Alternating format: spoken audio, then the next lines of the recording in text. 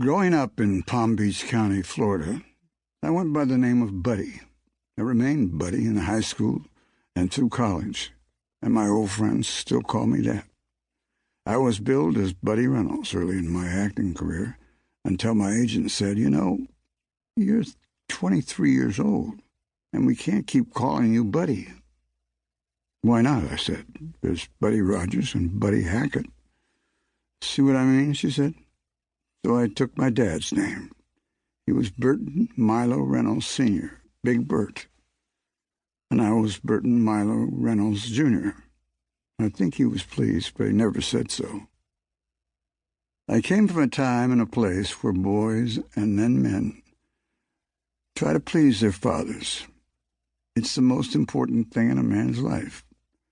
My dad was my hero, but he never acknowledged any of my achievements. I've always felt that no amount of success would make me a man in his eyes. I never lacked confidence, but I always felt the need to prove myself to him. Big Burt was a cop and a war hero.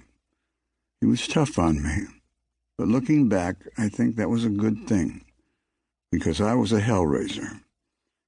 If he hadn't gotten my attention, I probably would have wound up in a prison, or worse. My mom was wonderful to me, and I loved her very much.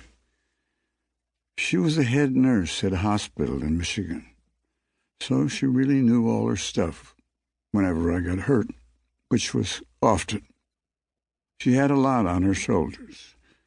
When my father was overseas, and she handled it with grace and good humor. I couldn't have asked for a better mother. Mom and Dad were both born on farms in northern Michigan.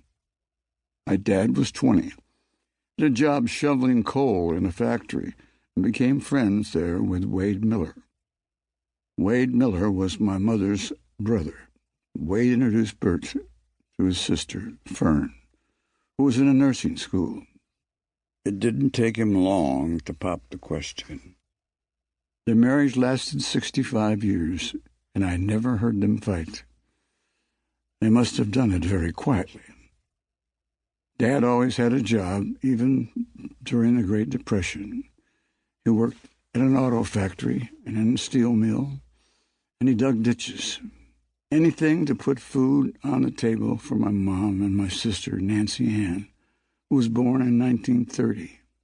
I came along in 1936. Nancy Ann was a lot like Mom in many ways. Very quiet, very strong.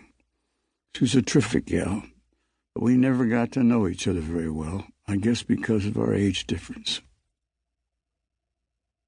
Big Burt joined the Army at the start of World War II and went into the cavalry, but it was soon disbanded, and he was transferred to the field artillery. He made lieutenant by the time he shipped overseas, where he earned a chest full of medals and taking part in the Normandy invasion and the Battle of the Bulge. Like most veterans who were in the thick of things, he never talked about that. And after VE Day, he was stationed in Germany. After VJ Day, where all the troops came home, he stayed in the Army for 3 more years as part of the occupation of Japan.